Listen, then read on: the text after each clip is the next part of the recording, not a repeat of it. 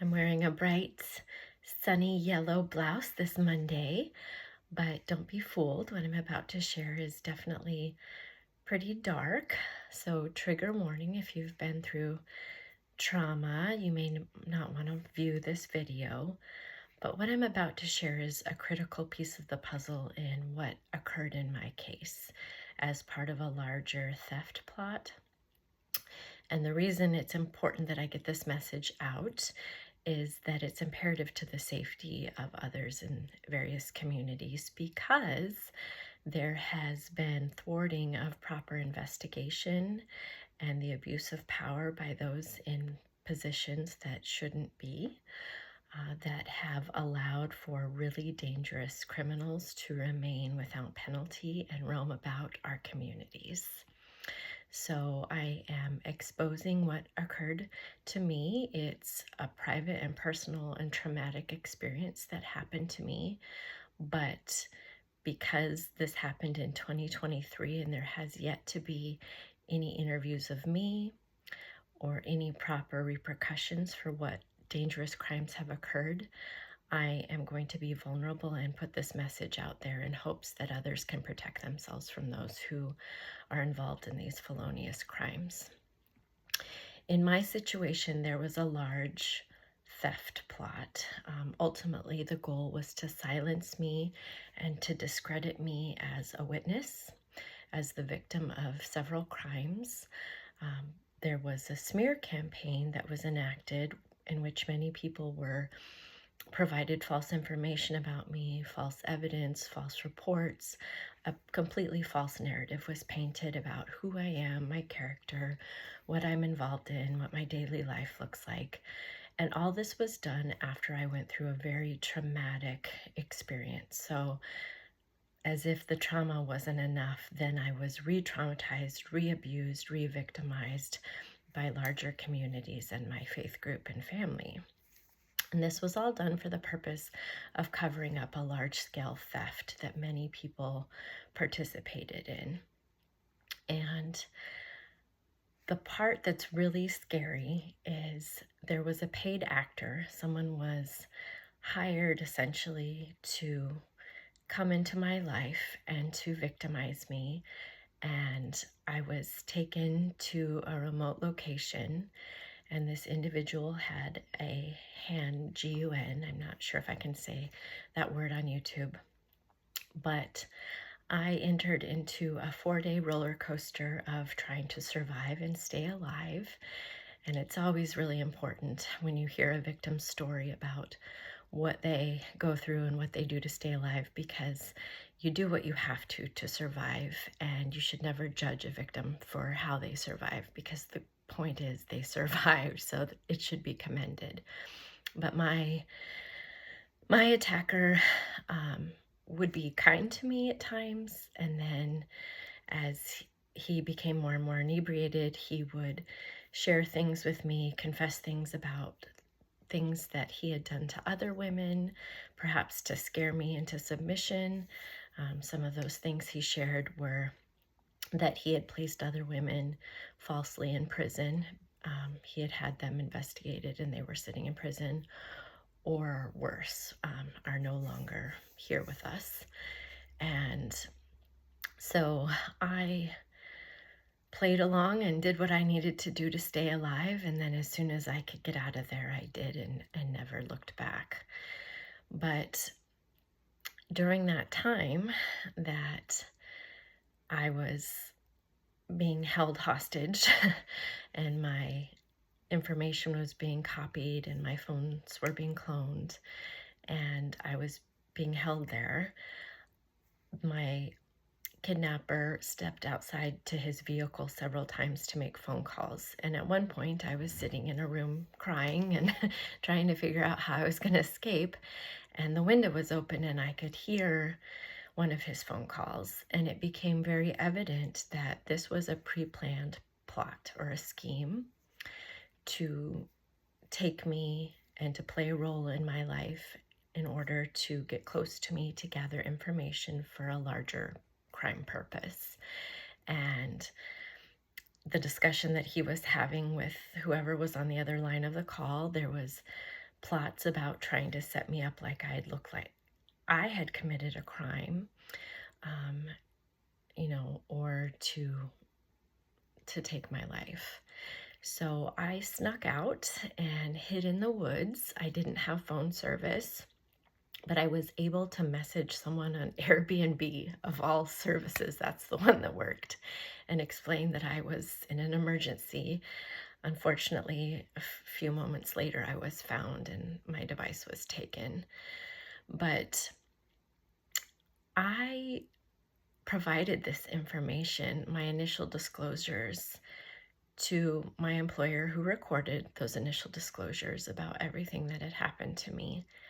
And in partnership, my employer worked with family members and the faith group that I was participating in to use my very vulnerable sharing of this traumatic experience against me and further victimize me.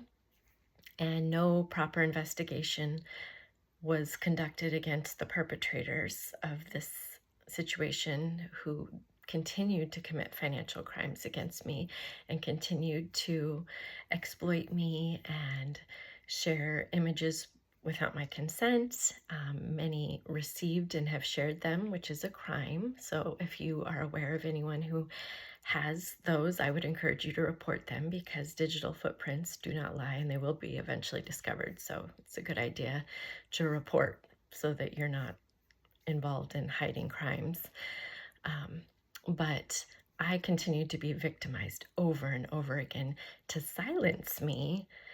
And the more that I tried to get help and tell what had happened to me and all the crimes that were continuing to occur, all the thefts and financial crimes and the identity theft and the false copycat accounts and everything else that was occurring, the more I was being penalized and the more I was being painted in a deeper false narrative. So it became almost dangerous for me to seek help at that point. But what's really scary is, in addition to that, once I returned to my community, my hometown, the state that I was born and lived most of my life in, the people that I had served and known for decades, suddenly became attackers as well. And there were multiple attempts to unalive me. I'm deathly allergic to cats, and one day I came home and somebody had broken into my home and put cat hair all over my bed. I was poisoned on other incidents. I had vehicular damage where there was excessive cutting of parts underneath my vehicle, and it cost thousands of dollars in repairs and would have been deadly to me and to anyone else that was a passenger in my vehicle.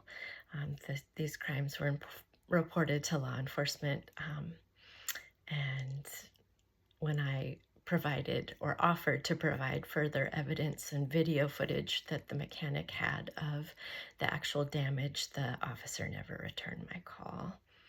So there's been some pretty high lethality attacks that have yet to be properly investigated. There was another vehicle that was vandalized and the registration was stolen that had personal information on it, and all the windows were smashed, and that car was damaged to such completion that it was a complete loss. I ended up having to flee for my life. My neighbors and my landlord were working in partnership. There was searching of my trash, there was breaking into my home, ripping out my garden, peering through my windows. Pretty considerable stalking was occurring. So for my safety, because I could not get any help from law enforcement, and the attacks were getting so dangerous, that I fled for my life and left state, my home state that I had called home for so many years. But the reason I share this is there's not been proper exposure of very serious crimes. And unfortunately, the faith group that I was a participant in for so many years, the culture is to protect male abusers. And so in my case, I had family members that were abusing me and stealing from me. And the males in my life and my family that should have been protective of me and concerned about what happened to me were actually part of this theft scheme. And that faith group was helping them. And many people decided to attack the victim of all these crimes and spread horrific lies and slander my name. And I would really encourage you, if you have heard someone that you know speak ill on my name, um, 99.9% sure that it's not justified and whatever they're saying is a lie. And I would really encourage you to A, protect yourself and stay far away because you don't know the depth of how far their involvement goes in this scheme. And B, report them because this is a large scale crime plot that many people have become involved in to protect some really dangerous people. And the faith group basically justified the attacks on me based upon the rumors. So, oh, she's not living a worthy life, so she deserves to die, basically like an honor killing situation. And it was really scary. It's been really scary. It's been very scary to think that, the legal system, the judicial system is there to protect. And in my case, that has not been what has occurred at all.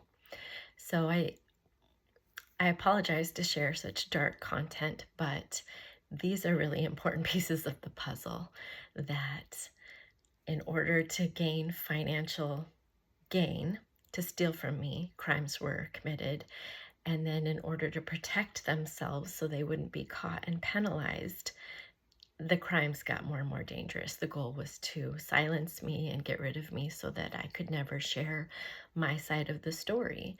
So I've been left with no choice but to have this YouTube page where I can share my side of the story and what happened to me so that if something happens to me, at least the public can know what happened, what really occurred, and can protect themselves because there are people in leadership positions roaming about the community in high positions in the church